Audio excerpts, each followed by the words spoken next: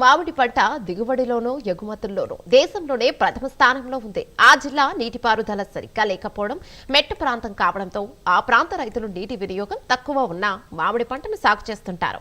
టన్నుల కొద్దీ ఎగుమతి చేసే ఆ జిల్లాలో లాభాలు ఖండించాల్సి పోయి నష్టాల పాలవుతున్నామంటున్నారు రైతులు. ఇంతకీ అధికంగా మామిడి సాగు చేసే ఆ జిల్లా ఏది? అంత దిగుబడి ఉన్నా లాభాలు రాకపోవడానికి కారణాలు ఏంటి? మామిడి సాగు చేసే రైతన్నల గోడు ఏంటో ఇప్పుడు చూద్దాం.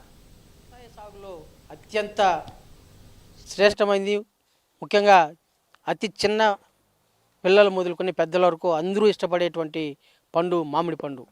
అలాంటి మామిడి పండు సాగు విధానం పట్ల ఇవాళ రైతులు తీవ్ర ఇబ్బందులకు గురవుతున్నారు, అనేక సమస్యలకు ఒడిగడుతున్నారు. దీనికి ప్రధాన కారణం గత ఏడాదితో పోలిస్తే ఈ ఏడాది మామిడి పంట సాగు మరింత దయనీయంగా ఉందని చెప్పి కూడా రైతులందరూ కూడా ఆవేదన వ్యక్తం చేస్తున్నారు. నిజంగా మామిడి పంట సాగు పట్ల రైతులు అలాంటి ఇబ్బందులు ఎదుర్కొంటున్నారా ఏంటి అన్నది మనం పరిశీలిద్దాం, క్షేత్రస్థాయిలో పరిశీలిద్దాం.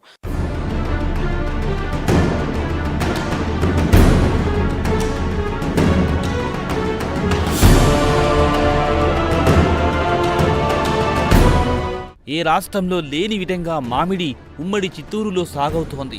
చిత్తూరు, మదనపల్లె, తిరుపతి జిల్లాలో 1.12 లక్షల హెక్టార్లలో మామిడి తోటలు విస్తరించి ఉన్నాయి. ఇందులో తోతాపురి రకానికి చెందిన మామిడి చిత్తూరుకు ప్రత్యేక గుర్తింపు తెచ్చింది. ఉమ్మడి చిత్తూరు జిల్లాలో 70,000 హెక్టార్ల తోతాపురి, 42,000 హెక్టార్లలో టేబుల్ రకాలకు చెందిన మామిడి సాగులో ఉంది. ఏటా 7.5 లక్షల టన్నుల మామిడి కాయల దిగుబడి వస్తుండగా ఇందులో 5 లక్షల టన్నులతో తోతాపురి సింహభాగంలో ఉంది. తోతాపురి మామిడి కారణంగా చిత్తూరుకు ప్రపంచంలోనే ప్రత్యేక గుర్తింపు దక్కింది.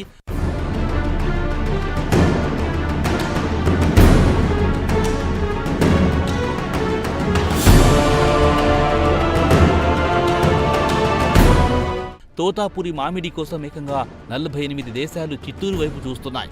ఇక్కడి నుంచి పంపిస్తున్న మామిడి గుజ్జును ఆయా దేశాలు ఎగుమతి చేస్తున్నారు. ఎగుమతుల్లో మరే దేశానికి లేని ప్రత్యేకత చిత్తూరు వల్లే భారత్కు పేరు ప్రఖ్యాతలు దక్కుతున్నాయి. Pulp, Frooti, Slice, Dabur, B Natural వంటి కంపెనీలు ఈ గుజ్జుతోనే మామిడి పానీయాలను ఉత్పత్తి చేస్తున్నాయి. ఆ కంపెనీలు సైతం ఇక్కడి నుంచే గుజ్జును సేకరిస్తాయి. చిత్తూరు జిల్లాలో 47 మామిడి గుజ్జు తయారీ పరిశ్రమలున్నాయి. ఈ కంపెనీలే ఆ గుజ్జును ఆయా దేశాలకు ఎగుమతి చేస్తుండడం విశేషం.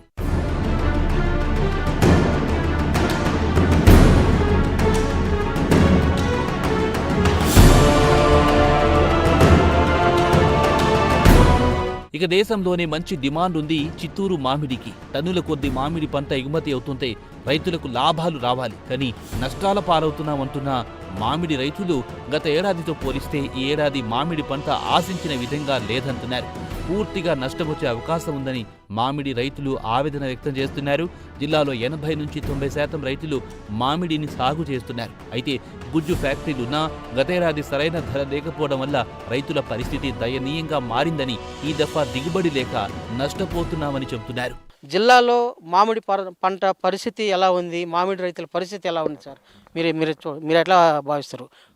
హరే కృష్ణ, ఇక్కడ మామిడి పంట అనేది చాలా శ్రేష్టమైనది రైతుకు. ఎందుకంటే ఈ మామూలు పంటలు చేసి మొత్తం మీద కూలీలు దొరకని పరిస్థితుల్లో మామిడి పంట మీద ఆధారపడిన రైతులు దగ్గర నాకు తెలిసి 80-90% ఉన్నారు. వల్ల అంటే మామిడి పంట పట్ల ప్రభుత్వం సబ్సిడీ ఇస్తామని చెప్పి ఒకవైపు చెప్తా ఉంది, మరోవైపు రైతులేమో మాకు అందడం లేదు, పెట్టిన పంటకు కనీసం గిట్టుబాటు ధర కూడా రావడం లేదు, అన్ని విధాలు నష్టపోతూనే ఉంటున్నారు. లాస్ట్ ఇయర్ పరిస్థితి ఉంది, ఇప్పుడు ఎట్లా ఉంది పరిస్థితి? లాస్ట్ ఇయర్ పరిస్థితికి ఈ ఇయర్ పరిస్థితికి ఈసారి కొంచెం దయనీయంగా ఉంది. కాపు తక్కువగా ఉంది. మందులు కొట్టకపోతే కాపు రాదు, మందులు కొడితే ఖర్చు ఎక్కువైపోతూ ఉంది.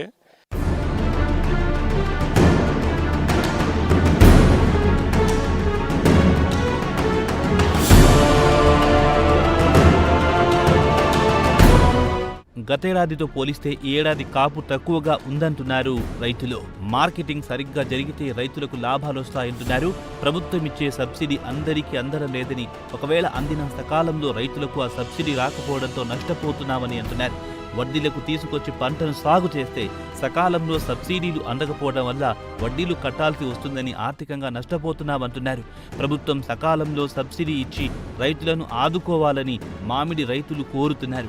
పంటకు తగ్గ ధరలు లేవని, కూలీ ఖర్చులు కూడా రాకపోవడంతో కాయలను అలాగే వదిలేయాల్సి వస్తోందని, పండ్లను మార్కెట్ చేసేందుకు ప్రభుత్వం సహకరించాలని రైతులు కోరుతున్నారు. సార్ ఇవాళ మామిడి పండ్లకి గతంలో కన్నా కూడా ఇప్పుడు పండ్లకి ధర అయితే తక్కువ ఇస్తూ ఉంది. ఎందుకు అలాంటి పరిస్థితి వచ్చింది ఏంటి సార్? సార్ ఏమి లేదు సార్, ఇప్పుడు తోటలు ఎక్కువ అయిపోయినాయి సార్. అప్పుడు కొద్దిగా ఉన్నాయి, ఇప్పుడు పెద్ద మొత్తం ఒక 90% తోటలు వచ్చినాయి.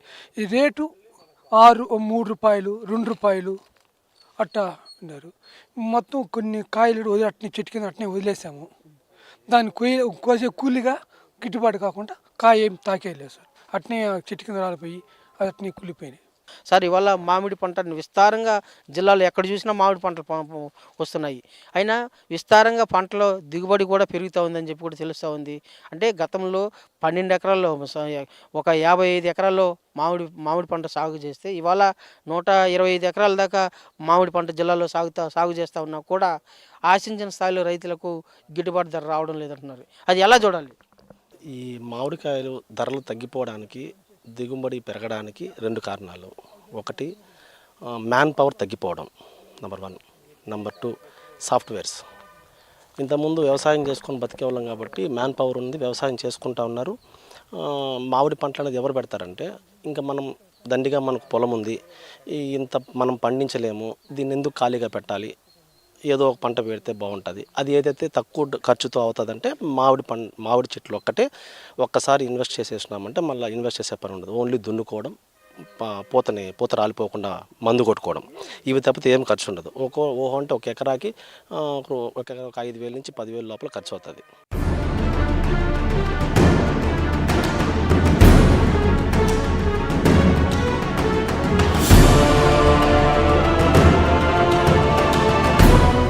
అదే కాకుండా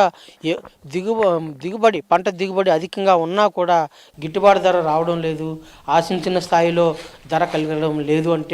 అంటే రసాయనాలతో కూడినటువంటి పంట సాగు దిగుబడి జరుగుతూ ఉన్న నేపథ్యంలోనే ప్రపంచ మార్కెట్ శ్రేణిలో రసాయనాల పంట దిగుబడికి ప్రాధాన్యత లేదు.